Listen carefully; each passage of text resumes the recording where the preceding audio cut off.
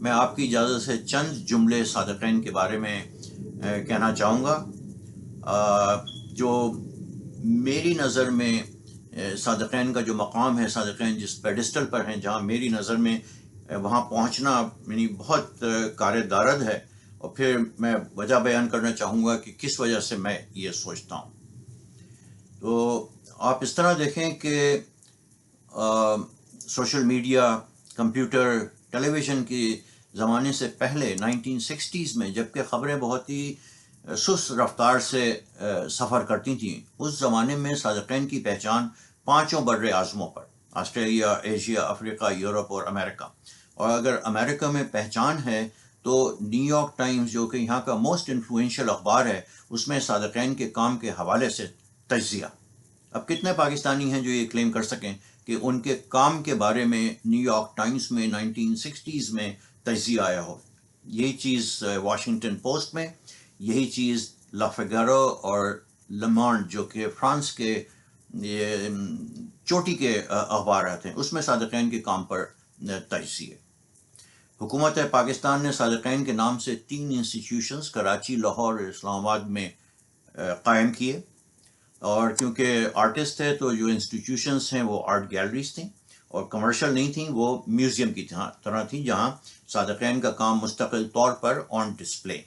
اور کراچی میں جو گیلری تھی تو یہ نہیں کہ کسی دکان میں گیلری تھی، بلکہ فریر ہال میں، جو کہ تاریخی عمارت ہے، کراچی کا ہر باشندہ اس عمارت سے واقف ہے۔ کسی پاکستانی کے لیے حکومت پاکستان نے یہ نہیں کیا کہ 3 انسٹیٹیوشنز کیا، ایک انسٹیٹیوشن بھی انہوں نے بنا کے دیا ہو۔ یہ دوسری بات ہے کہ اگر آپ سیاست میں ہیں تو ٹھیک ہے، ہوائی اڈے بھی آپ کے نام سے ہیں، عمارتیں بھی ہیں، سڑکیں بھی ہیں، وغیرہ وغیرہ، لیکن پرائیویٹ سٹیزن کے لیے حکومت پاکستان نے کبھی اس طرح اسے ایکنالج نہیں کیا۔ حکومت پاکستان آرٹ اور لٹریچر میں سول ایوارڈز دیتی ہے صادقین کو، پرائیڈ آف پرفارمنس، تمغہ امتیاز، ستارہ امتیاز اور نشان امتیاز۔ کسی پاکستانی کو یہ چاروں ایوارڈز نہیں ملے، اور صادقین کو اس لیے نہیں ملے کہ ان کے رشتہ دار کوئی گورنر تھے، کوئی رشتہ دار ان کے جنرل تھے، ایسا نہیں ہے، ان کی صلاحیت کی وجہ سے۔ اور میں اور بھی یہ گنوا سکتا ہوں، لیکن اس وقت اگر 3 پر ہی انحصار کیا جائے، اور پھر میں یہ ایکسپلین کر دوں آخر میں کہ انہیں یہ کیوں ملے۔ یہ میرا اپنا تجزیہ ہے کہ صادقین کا جو کام ہے اس میں انفرادیت ہے۔ وہ خود کہتے ہیں کہ کب ہیں روش عام کے لکھنے والے، تو عام روش پہ وہ نہیں چلتے تھے، ان کا کام یونیک، اپنے پینٹنگز پہ وہ سائن نہیں کرتے تھے، I will be recognized by my work not by my signatures, یہ ان کا قول ہے۔ دوسری یہ کہ فن جو ہے وہ کہتے ہیں، یعنی آرٹ، کوئی بھی فن، آرٹ بھی فن ہے، تو آرٹ ان کی نظر میں انوویٹو ہونا چاہیے۔ کوئی بھی فن ہو وہ انوویٹو ہونا چاہیے۔ فن ہے تخلیق و اختراع و ایجاد، نقل و تقلید سے میں ہوں یوں آزاد۔ ربائی کے 2 مصرے ہیں، آخر میں 2 اور ہیں جو میں یہاں نہیں پڑھوں گا۔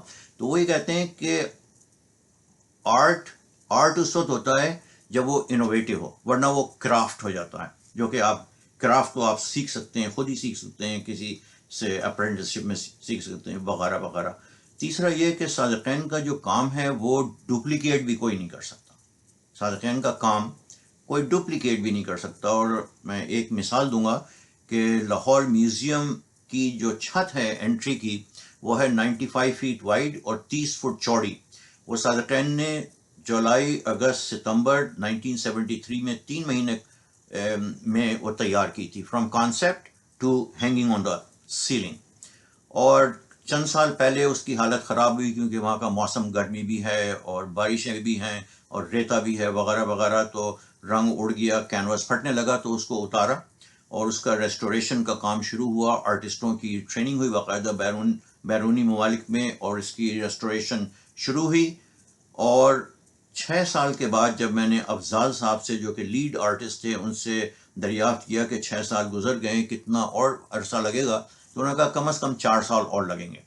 تو اس کا مطلب ہے کہ صادقین نے جو 3 مہینے میں میورل تیار کیا تھا، اور وہ بھی چھت کے اوپر سیڑھیوں پہ چڑھ کے بناتے تھے، وہ 10 سال تو اس کی مرمت میں لگیں گے کم از کم۔